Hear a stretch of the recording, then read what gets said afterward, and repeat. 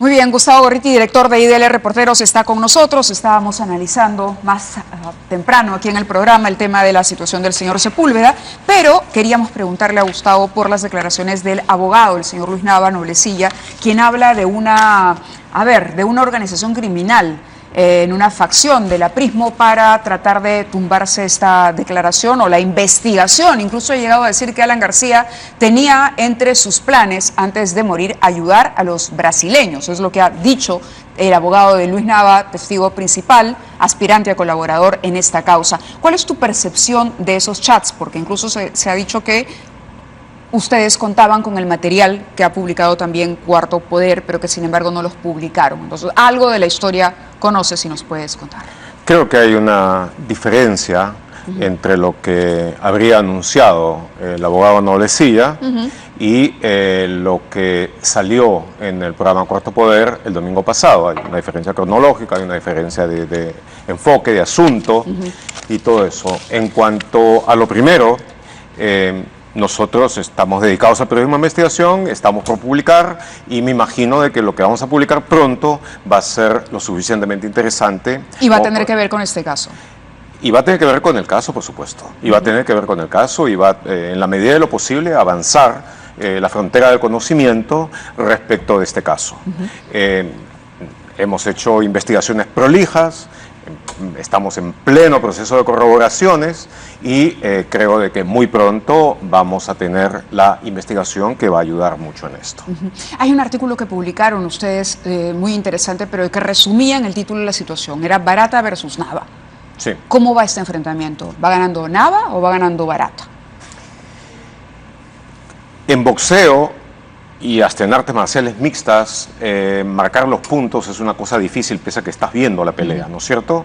Como aquí hay una discusión de versiones en la que tú ves algunos de los dichos, pero no ves todos los hechos a la vez, entonces la tarea de decir quién va ganando o no depende mucho del avance de las investigaciones. Bien. Hasta ahora lo que sí puedo decir, es que esta suerte de confrontación entre ambas versiones, en las que eventualmente van a terciar otras versiones, ha ayudado muchísimo a lograr que se avance considerablemente en la investigación y el conocimiento de esto.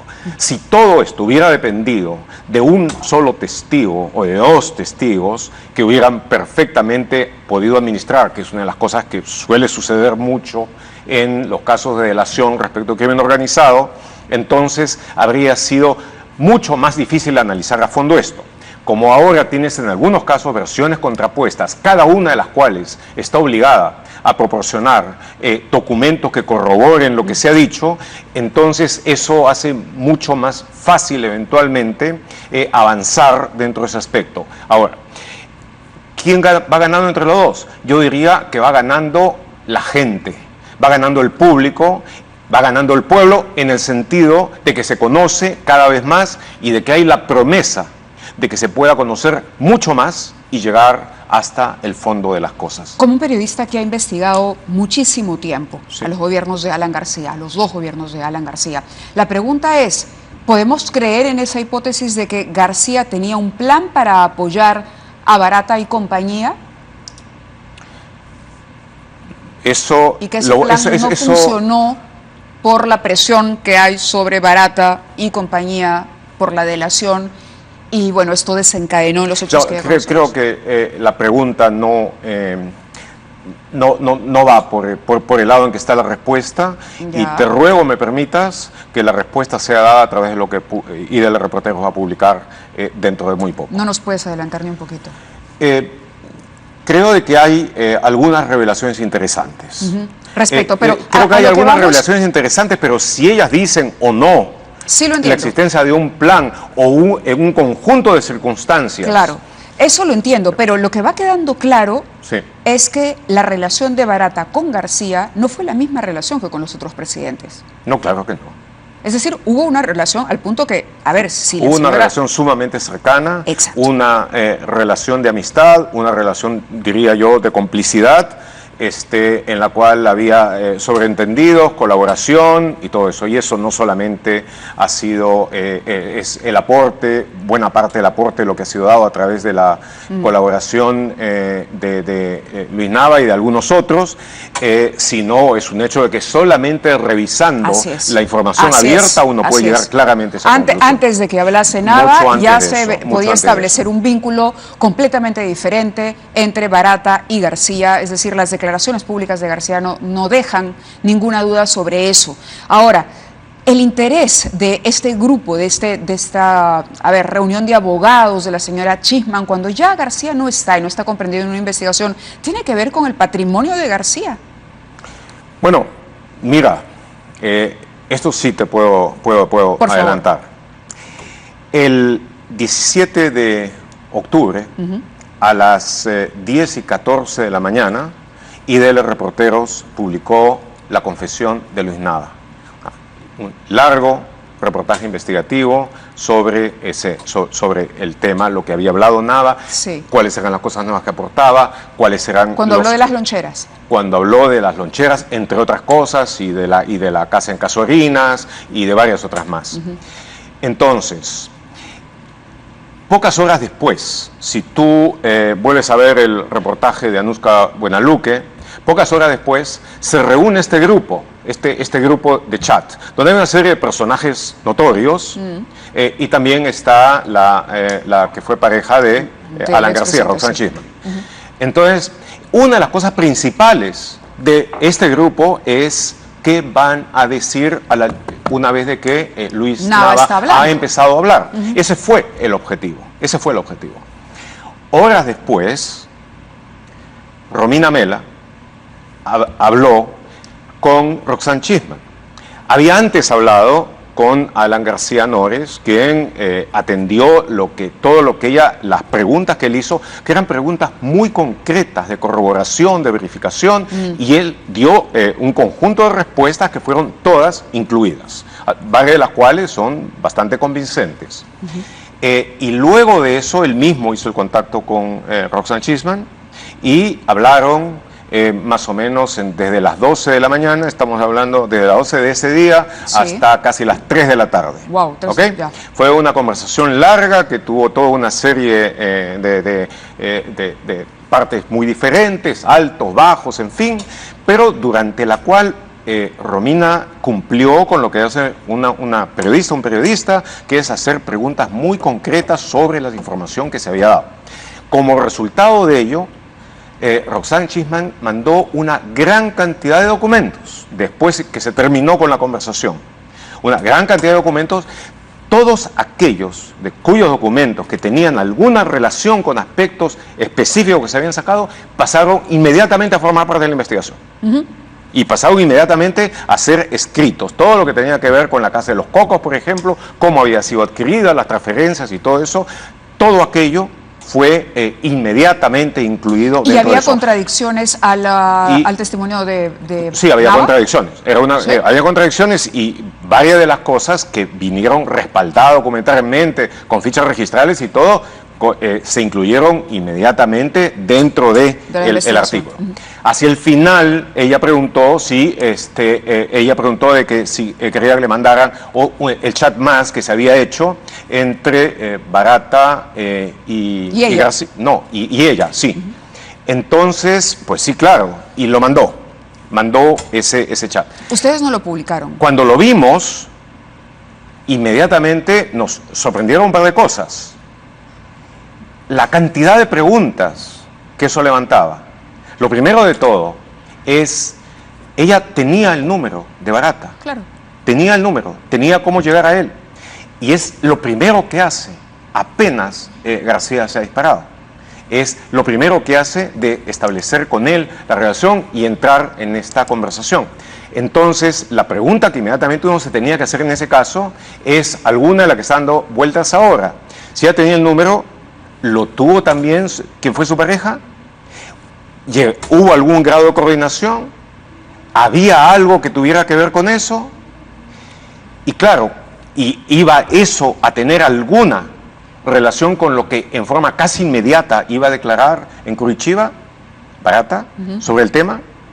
Entonces, esperamos y vimos de que en aquella declaración de Barata en Curitiba, sí, cuando va a hablar sobre Alan García, se le acerca Erasmo Reina, claro, ¿no es cierto? Ayer se le acerca Erasmo Reina, sí, lo aborda, le agarra el brazo, lo aborda. Y va en la misma línea le habla, lo graba chat. y dice virtualmente lo mismo. Sí. Virtualmente lo mismo. Después de lo cual se arma un escándalo. Hay algunos abogados brasileños que dicen incluso que habría que arrestarlo. Así es. Y entonces, luego Barata habla cosas totalmente diferentes a lo que aparece en ese chat. Entonces, si teníamos claro, Barata, bajo el imperio del juramento ante ley brasileña y peruana, con todo lo que eso significa, da una versión completamente diferente a la que claro, que es la versión oficial que se va a utilizar. Y si además el argumento que está ahí dicho en ese chat es exactamente el mismo que un poco después Reina repite y graba, entonces estaba claro de que ahí habían elementos que no eran en absoluto espontáneos y que necesitaban mucha mayor investigación. Y eso es lo que hemos buscado de hacer.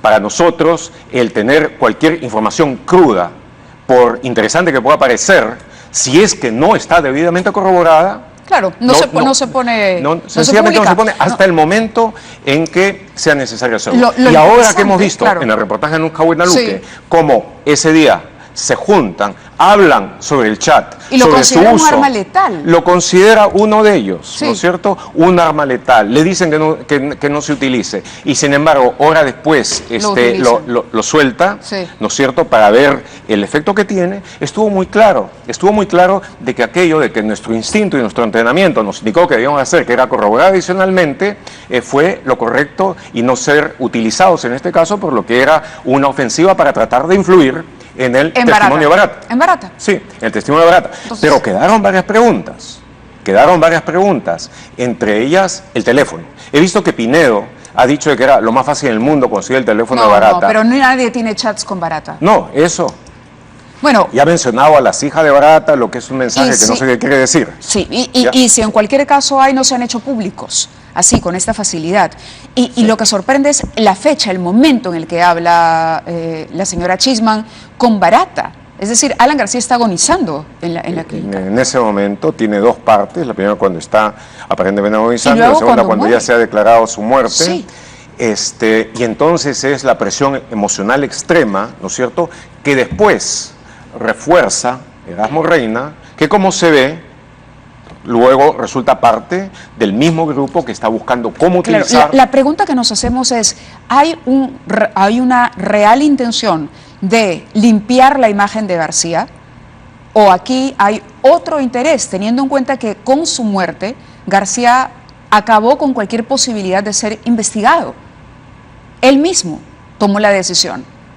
Entonces, ¿por qué hoy hay un grupo de chat y una expareja interesada hoy, al cabo de este tiempo transcurrido, después de que Vela ha dicho que hay un tema de las propiedades que están todavía bajo la mira, que aparece esta información? Y no quiero sonar dura, y por supuesto no ser consecuente ni faltarle el respeto al sentimiento que puede tener la señora Chisman tras su pérdida, pero la oportunidad...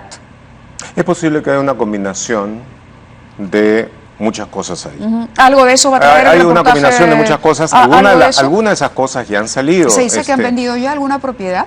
¿Tienes información sobre eso? No, lo único que sé es de que alguna de la información que nos llegó sobre propiedades que había y quién las había, vinieron de canales interesados. Es todo lo que puedo decir. De acuerdo. Pero algo de eso hubo.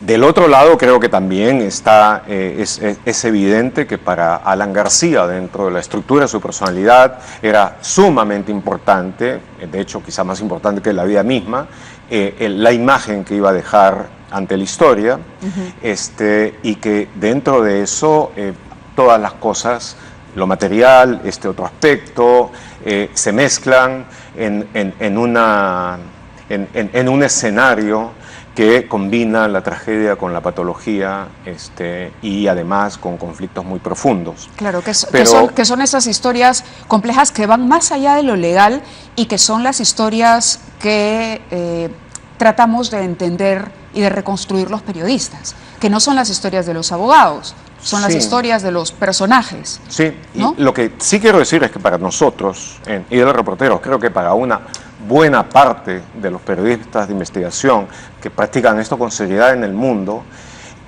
los aspectos de las relaciones personales y todo ello son solo relevantes en tanto de una u otra manera afecten con el interés público que está en juego de ser descubierto. Claro, pero evidentemente cuando tú recibes información de una fuente y tiene que haber por lo menos un par de preguntas que te haces sobre el interés de quien te alcanza y qué te alcanza cuando te lo alcanza.